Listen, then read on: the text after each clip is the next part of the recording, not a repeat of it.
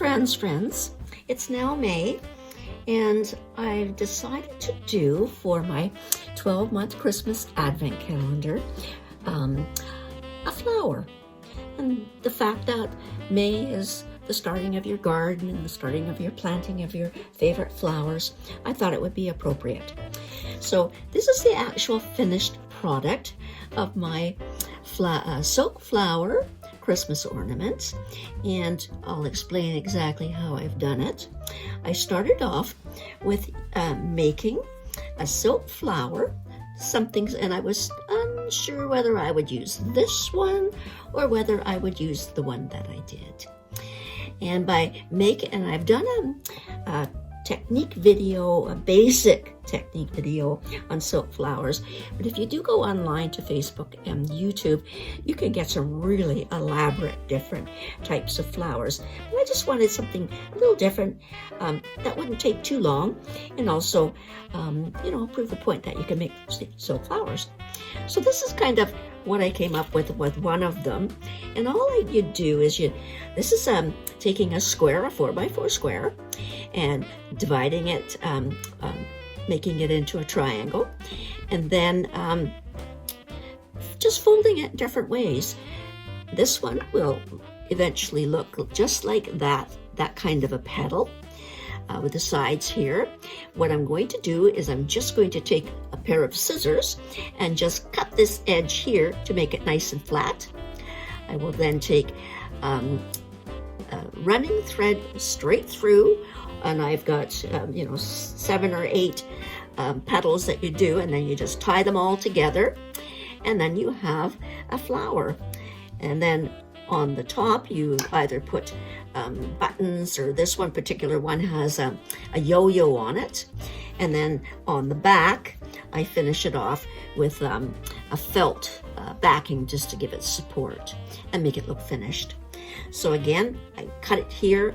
I would just take a whole bunch of them, tie them all together by a running stitch with my upholstery thread all the way through and tying it off. And that's very basic and very simple. And again, this is what it came out as. Here's the flower, and I'm pleased with how it turned out. And I like the texture of the silky color along with the creamy color with the gold button.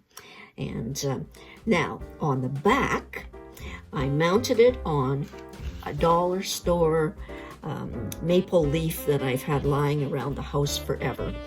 But unfortunately, when you buy this kind of thing from a dollar store, you get an awful lot of little speckles of gold all over everywhere, and it's such a mess.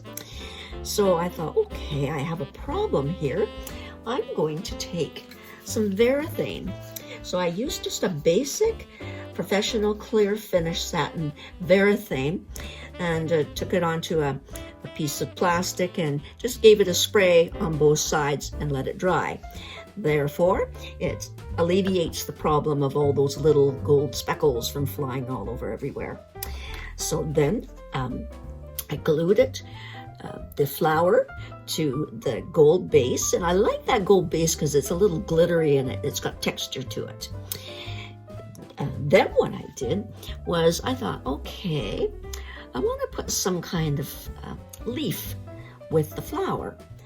I came across this gold ribbon that I've had lying around, and I took heat and bond and on both sides, and I cut out a leaf pattern, and then I just sewed around the edges with a very fine gold thread and in the blanket stitch, and then I just glued the leaves onto the back of the flower. Then I put a little holder on the back with ribbon, and to hold it down I just put a little felt round circle, and on the back of the flower or the leaves I did use felt to go with the heat and bond, with the ribbon on the front and the felt on the back. And then I think you can see the stitches of the needles of the satin stitching or the blanket stitching around the outside. Then I put just a ribbon and pearl button on the very bottom. So that's May's Christmas ornament. And I was very pleased with the outcome. And between the time it took me to make the flower, spray the varathane on, I think the most time was letting the varathane dry. And this is what the outcome is. So this is May's Christmas ornament. And the size fits absolutely perfect into my 6-inch square, because this is just barely over the 4 inches that I recommend using for the spots on the advent calendar. So I've got pictures of all 5 of them now, so we'll see what we come up with for next month. So again, thanks for watching, and thanks for helping me keep Christmas alive.